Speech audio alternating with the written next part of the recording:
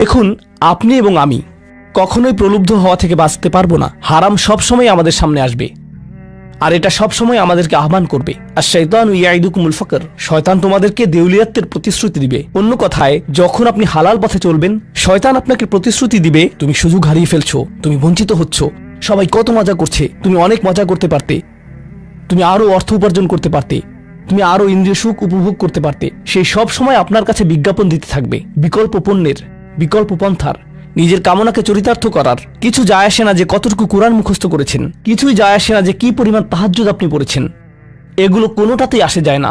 শয়তান থামবে না। দিন শেষে আপনি তো একজন মানুষই। দিন শেষে কামনা বাসনাগুলো আপনার মাঝে থাকবে, আর শয়তান থামবে না, সে আপনার পেছনে লেগেই থাকবে। শয়তানের একটা কৌশল আল্লাহ বর্ণনা করেছেন। তার মনস্তাত্ত্বিক কৌশলটি হলো যায়্যানা লাহুমুশ শাইতানু আমালাহুম। শয়তান তাদের কাজগুলোকে তাদের কাছে আকর্ষণীয় করে দেয়। শয়তান আপনার কাছে আসবে, আপনাকে প্রলুব্ধ করবে, তখন